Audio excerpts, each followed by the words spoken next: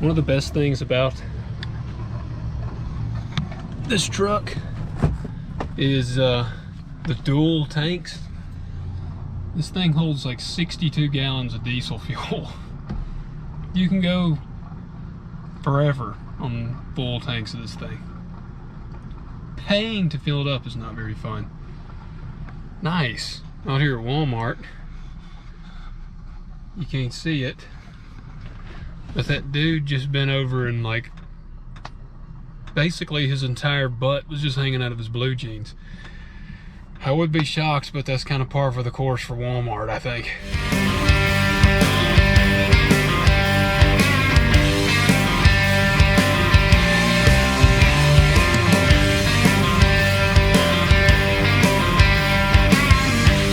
I forgot to give you guys pretty much the rundown on what was leaking on the combine the other day when we had to work on it. I should have got the camera out, but I've just, so much was going on, I forgot. It ended up being a hydraulic hose. Yeah, where I showed you, you could actually see a clean hose. It was clean because that's where the oil kept coming out. And yeah, it ended up being like something like 25 feet long or something. It was a very long hose. Went from the very front of the combine all the way to the back, and had to take a bunch of little brackets off. It wasn't horrible, but it's actually, in all honesty, a hydraulic hose is probably one of the better things that it could have been, because if you got to start getting stuff from John Deere, the bill adds up very, very fast. So at least it was just a hose, but got her back up and running. And so far, so good. So hope it stays that way. All right, we got to do some of the morning maintenance on the combines. I'm up here. I have already checked my little hydrostat oil and all that jazz. We're good on that. It's full. This is the engine oil. It's good enough. Might be a quart low. I have to add every now and then to these things. All right, the fun one is up here. Got a good view from up here. Pocket knife, never comes too in handy.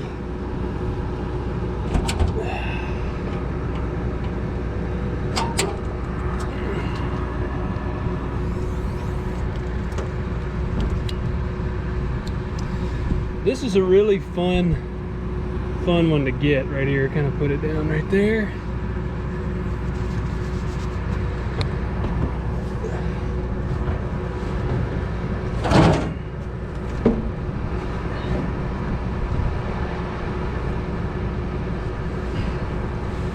All right, going in. It's turned up perfect.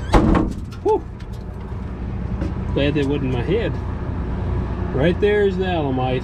That's why I like pistol grip pump grease guns. Pump a few shots in this thing. I don't grease this one every day, but try to service it pretty regularly. Last thing I want to do is have to replace something on this big joker. Just gonna put a few shots in it. All right. All that work for just that. Now we get out of here. Continuing with maintenance for the day. You can't see it now, but this tire right here has a nice leak in there. I can actually hear it. Just barely. It's leaking right there around the valve stem. Or no, that's this one I'm hearing this morning. There's a plug. You can hear that. It's leaking around that. So, unfortunately, had to order new tires yesterday. I'll be waiting on them to come in. If anybody's curious, you get online, you want to look up, see what do farmers pay for tires. I mean, you can see they're getting pretty wore down. Normally, one tire like just one tire is about $2,000. I got lucky. I found a pretty good deal on them. Won't be paying quite that much, but still going to be several unfortunate $1,000. It'll look good having some new tires, and I won't have to put air in it every day. All right, so I'm about to pull off, let's see, these shields here. I'm gonna do a little greasing of stuff, take them off. I got my sunglasses on. It's not really sunny, but this crap right here, see all that dust, it just flies straight in your eyes. So gonna pull these shields off and start greasing her.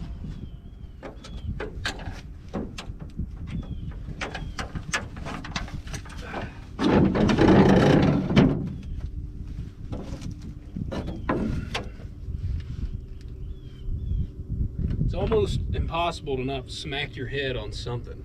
If I get lucky and don't, then again, like I said, it'll be pure luck. There's one alamite up in here. You can't hardly ever see. Where is it? Fortunately, I am gonna have to take off my sunglasses.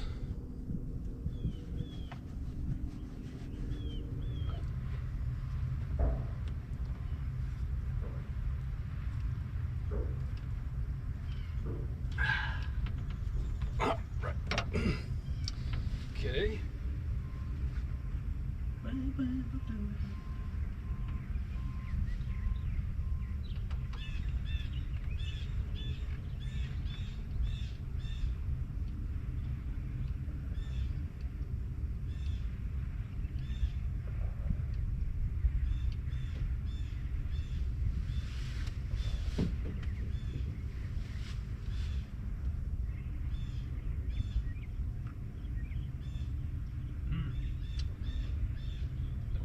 Of that.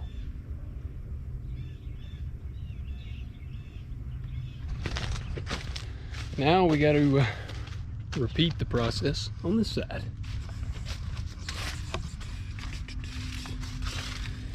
Oh, more shields to take off. Well, we're still waiting on our grain buggy guys to get back.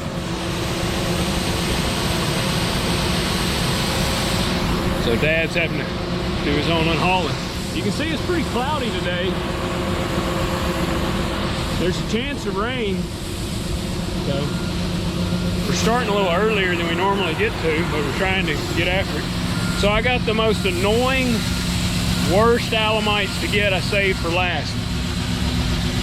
They're actually right back in there, and they take this special like lithium grease from John Deere. Got to pull this shield off. There's 2 alamites there, 2 there. And then we'll be ready to roll.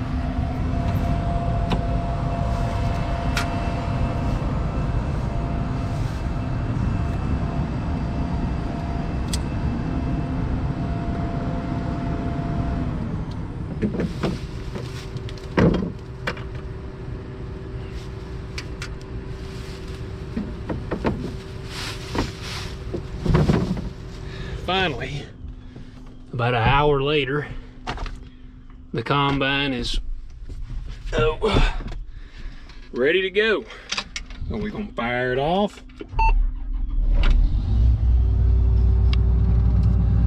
Now, she's greased up and should be serviced to, that should get us through corn harvest. So let's just hope everything holds together. Oh, and I forgot to tell you guys that sound there. This seat leaks down. Like I get taller, shorter throughout the day. I usually get shorter and then I grow because I have to air the seat up. So one of the things about this combine, you'll find yourself steadily low riding further and further. So there we go. You don't want it too high because then you top out. It's pretty rough, so got to find that sweet spot. I'm actually a little too high. All right, I think we're good now.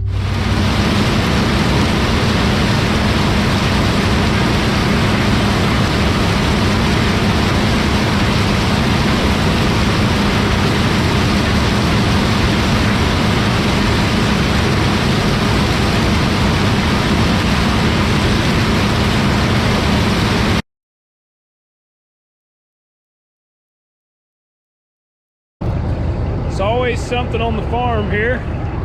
We had to hook up, got a chain running.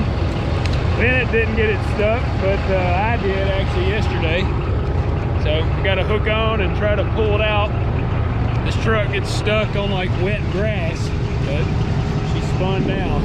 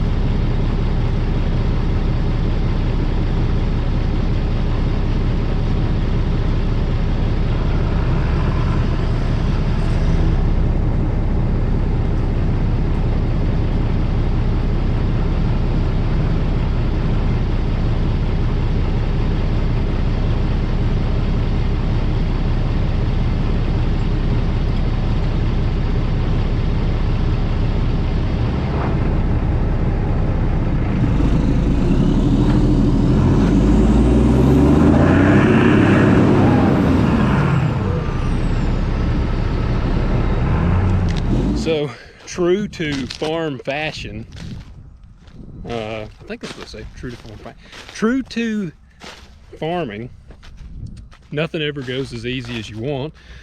So as you can see, my 1-ton service truck wouldn't budge that truck, which it was loaded, but I didn't think it would take much to get it moving.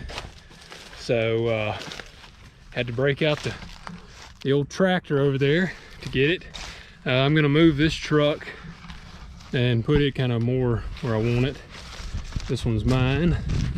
Old big purple there, showed you. We're gonna get it placed. I'm gonna put it over there so that we have kind of a downhill shot, because it did rain yesterday, but not enough that I think that the corn is gonna be wet, but it did rain enough that it's a little bit slick out here. So gonna move this truck.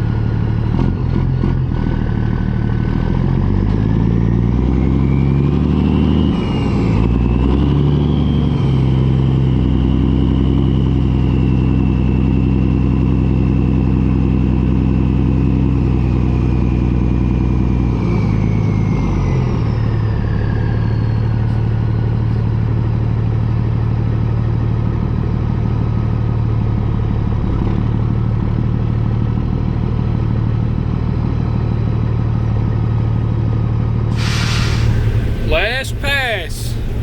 Praise the Lord. We got it. Corn Harvest 2020 is officially in the books. Now on to beans.